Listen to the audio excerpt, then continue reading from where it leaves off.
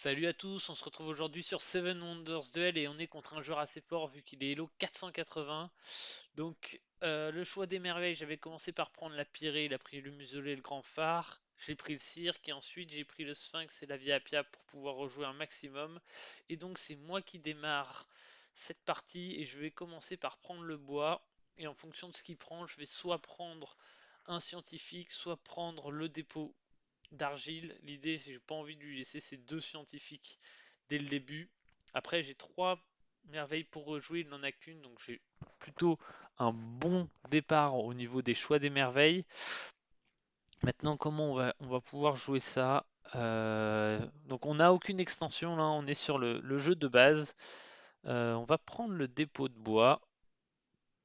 Ça va nous permettre aussi au début de la partie de pouvoir défausser des cartes et de récupérer 3 d'or à chaque fois. Ok, il défausse un scientifique. Donc je vais prendre la pierre. On essaye au début d'avoir des ressources. Maintenant, je me note que il peut récupérer ce scientifique avec son muselet. Donc on va se méfier parce que le jeton loi est disponible. Donc s'il prend ce jeton scientifique, on va essayer de plus trop lui en laisser. Exactement, c'est ce qu'il est en train de faire. Donc ici, nous, on va prendre les 4 d'or. Et ensuite, on va aller prendre ce militaire, je pense, parce que ça ne va pas m'intéresser. Et on va voir ce qu'il va nous faire. Enfin, plutôt, je vais défausser ce militaire plutôt que de le prendre. Je m'exprime pas forcément bien. Ok, il y a un militaire qui va pas l'intéresser. Il va sûrement le défausser également. Et nous, on va pouvoir prendre la pierre. Ok, non, il choisit de défausser ça. Bon, nous, on va prendre ça du coup. Parce que ça va nous intéresser, même si on a la pirée, c'est la pirée, on va essayer de garder cette merveille pour rejouer pour un peu plus tard. Moi, lui, moi. Ok, on va. Moi, lui, moi. Ok, bon, je vais prendre cette pierre. J'espère que là, je ne vais pas lui dévoiler une ressource, une carte scientifique. Pour l'instant, il n'a pas trop de chance sur les cartes qu'il a pu prendre en ce début de partie. À voir s'il essaye de faire le grand phare tout de suite. Pour l'instant, ça m'arrange qu'il n'y ait pas trop de ressources scientifiques parce que, comme j'ai dit, le muselet, potentiellement, il aurait deux cartes scientifiques. Donc ça m'arrange pas mal. Et là, j'ai l'avantage, à moins qu'il utilise tout de suite sa merveille pour rejouer, de récupérer les deux cartes qui sont face cachée. Donc ça, c'est plutôt intéressant parce qu'il reste le bassin, enfin l'argile, le bassin argileux qui est une ressource gratuite qui n'est pas passée. Et il reste les deux meilleurs jetons, les deux meilleures cartes scientifiques, le scriptorium et l'officine qui sont pas encore passées. Ok, donc il choisit de rejouer tout de suite pour récupérer un jeton scientifique supplémentaire qui ne m'arrange clairement pas.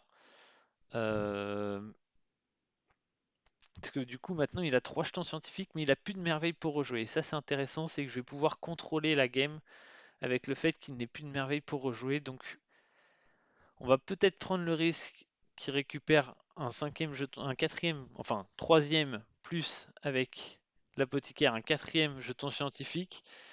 Mais je me dis qu'avec mes 3 merveilles pour rejouer, je devrais pouvoir contrôler ça. Maintenant, bon, c'est risqué. Est-ce que je joue une merveille pour rejouer? Je pense pas. L'idée, c'est on espère qu'il l'est pas. Et sinon, on va essayer de l'empêcher de pouvoir prendre le jeton loin en lui mettant une pression sur le militaire. Ok, c'est le bassin argileux, on en avait discuté. Mais du coup, là, la différence entre les deux cartes est pas énorme.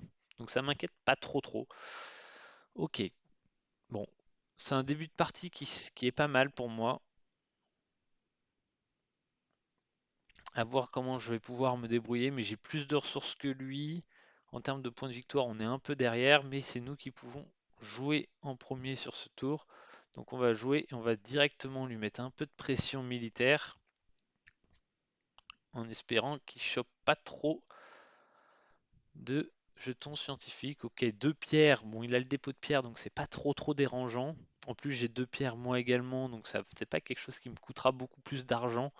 Donc là, je pense être pas trop mal. Faudra faire attention quand même à la défaite scientifique, hein. On se rappelle qu'il a en gros 3 symboles avec en utilisant son muselet. Alors, qu'est-ce qu'il va nous faire? Ce qui serait bien, c'est qu'on puisse acheter la bibliothèque également, qui lui diminuerait son nombre de symboles. Qu'est-ce qu'on va faire? Est-ce que je vais prendre ça en espérant qu'il n'y ait pas le symbole? Et puis au moins comme la sphinx deviendrait gratuit. Et je vais essayer de bien le pénaliser. Alors là, qu'est-ce qu'il y a? Ah, l'officine, le dispensaire. C'est un peu embêtant. Tant pis.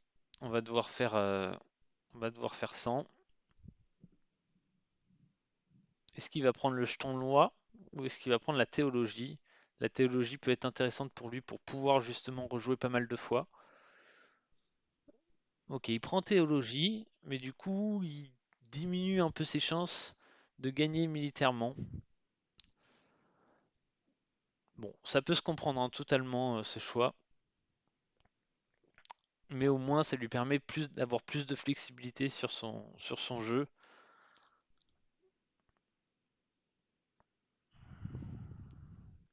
Ici, j'ai pas forcément envie de lui laisser ce, cette école, parce que ça lui permettrait d'avoir un jeton scientifique assez facilement. Donc je vais aller le prendre, et pour pas le payer trop cher, ou alors je peux le défausser d'ailleurs, hein. Le défausser, vu qu'il y a déjà l'apothicaire, ça me dérange moins. Et alors maintenant, quelle est la merveille que je fais pour aller le défausser? Ça, c'est une autre question. Je pense que je vais faire la Pirée. Dans l'idée, je vais essayer de faire toutes mes merveilles hein, sur cette partie. À moins que lui les fasse toutes d'un coup avec la théologie. Vu que moi je peux faire ces deux merveilles pour rejouer et le cirque, je vais essayer de toutes les faire, sachant que je ferai le cirque sûrement en dernier, quand lui aura plus qu'une merveille jouable. On va continuer de lui mettre la pression en militaire.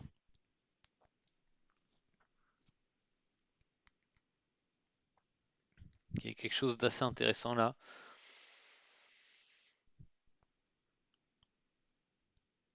Ok, si c'est moi, lui. Donc faut voir comment on va jouer cette fin de partie. Je pense qu'il faut que je commence à prendre les points, même si ça risque de lui dévoiler des cartes intéressantes. J'ai l'impression qu'en points, je vais être devant. Ok, donc ça c'est intéressant. Et à mon avis, il va utiliser une de ses merveilles pour rejouer pour récupérer une de ces deux cartes ici. Non.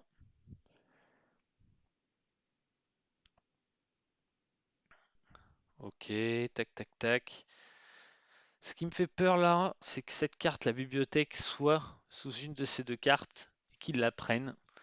Parce que s'il la prend pas, il faudra qu'il ait trois symboles scientifiques au prochain tour. Est-ce que ça c'est possible? Ouais, c'est possible, mais c'est quand même assez peu probable. Mais il a beaucoup de merveilles pour rejouer, donc je vais attendre, je vais prendre ce risque-là, quitte à ce qu'il joue une de ses merveilles pour rejouer pour essayer de récupérer cette bibliothèque. On va voir. Là, il y a pas mal de tension à cause de ce muselet qui m'inquiète beaucoup.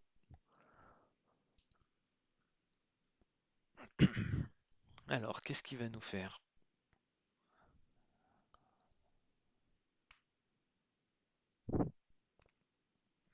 Qu'est-ce qu'il va nous faire? La problématique de ma situation, c'est que il va pouvoir jouer en premier au dernier tour.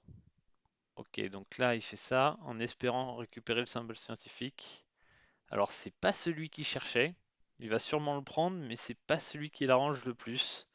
Je pense qu'il va prendre le jeton noix du coup.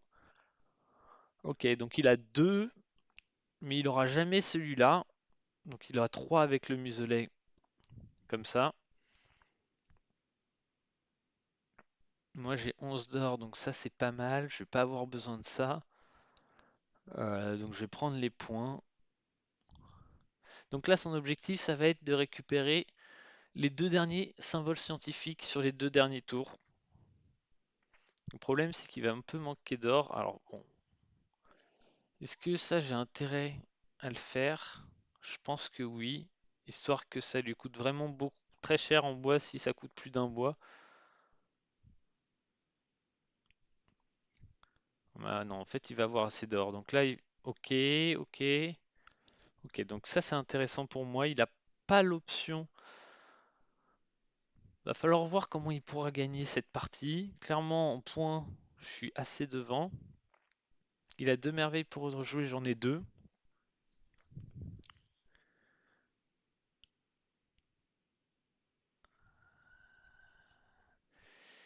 Est-ce que j'ai envie de les militairement qui reviennent ou est-ce que je veux lui mettre une pression militaire? Parce que si je prends ça et que je choisis de rejouer, d'un point de vue militaire, non, je pense qu'il faut que je garde vraiment mes merveilles pour rejouer. Après, si je joue ça et ça, il pourra rejouer qu'une fois. Donc c'est peut-être cette merveille-là qu'il faut que je fasse pour lui mettre une certaine pression militaire.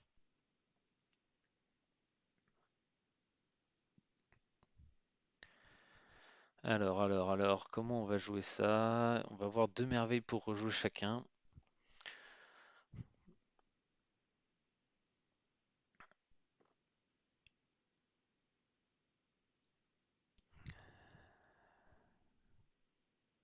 Je suis en train de réfléchir là, hein.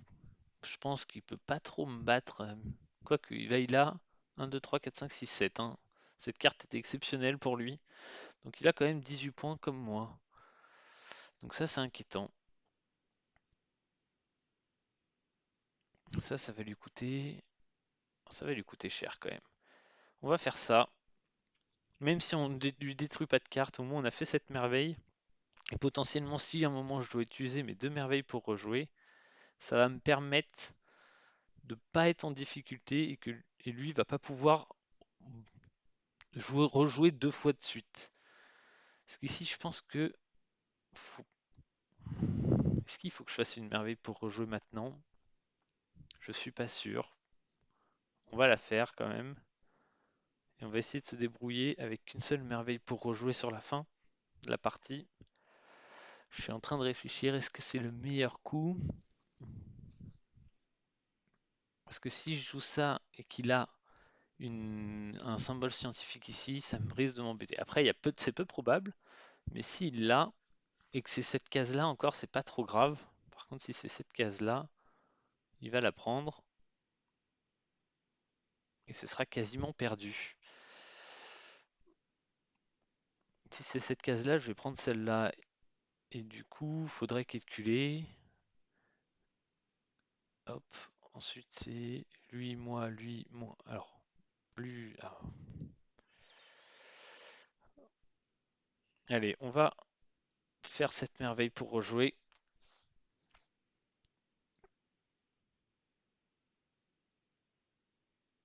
Et on va faire cette merveille pour rejouer. J'ai pas eu le temps de tout compter, et je pense que c'est intéressant comme coup. Et là, ça, on va défausser. L'idée, c'est que 2 points, ça m'intéresse pas.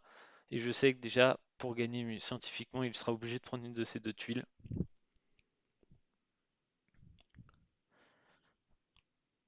Alors là, la question, c'est qu'est-ce qu'il faut prendre? Est-ce qu'il faut prendre plutôt le militaire ou plutôt le scientifique? Ça, c'est une vraie question. Euh, Je pense que je vais aller prendre ça.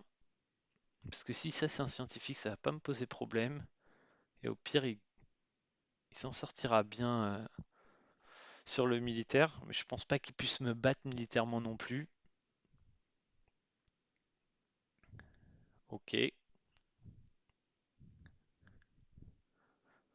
Alors, militairement, il va peut-être faire 1-2. Ensuite, il n'y a pas trop de cases militaires qui sont tombées. Alors ça peut être justement un coup de pas, que je fasse pas attention sur le militaire. Mais je pense pas que ce soit trop inquiétant. Militairement, 1, 2, 3, 4. Ah ben non, donc 1, 2, 3 pour sa merveille. Ensuite, 4, 5 pour cette case. Il me restera encore 1, 2, 3, 4, 5, hein. J'ai encore un peu de marge, je pense.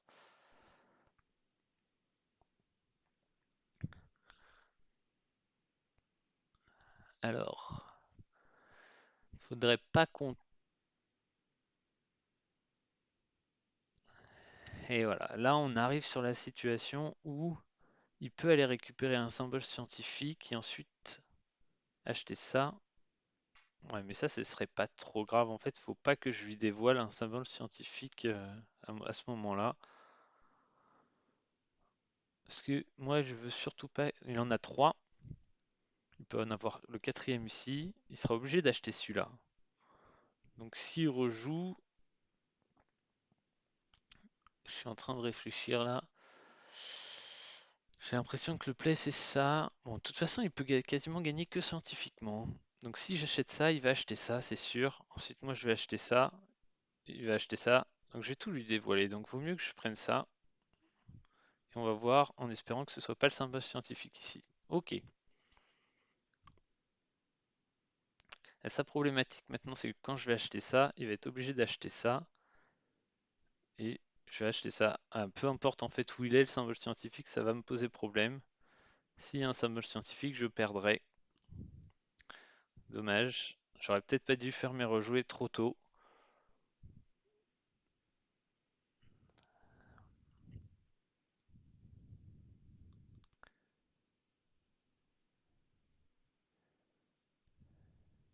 Il en a 4 et on va espérer que ce soit pas une carte verte, sinon ce sera perdu. Ok, donc là ça devrait passer, mais c'était tendu, hein. Alors ouais, on a bien analysé que notre principale source potentielle de défaite c'était les cartes vertes, mais je pense que j'ai joué trop vite mes deux merveilles pour rejouer et du coup j'étais dans une situation que je contrôlais plus. Mais ouais, il y avait un petit risque là sur la fin de partie. On va lui dire GG. Mais je pense que j'ai fait des petites erreurs quand même sur cette partie. Tout n'était pas optimum.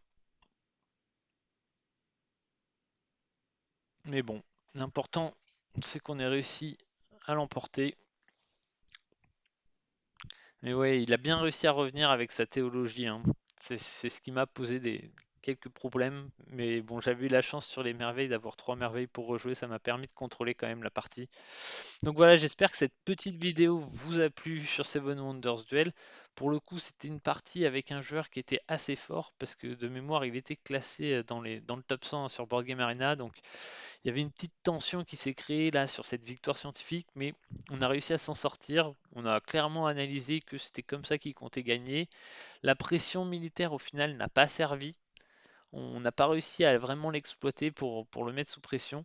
Mais voilà, j'espère que cette petite vidéo vous a plu et on se dit à une prochaine. Allez, salut!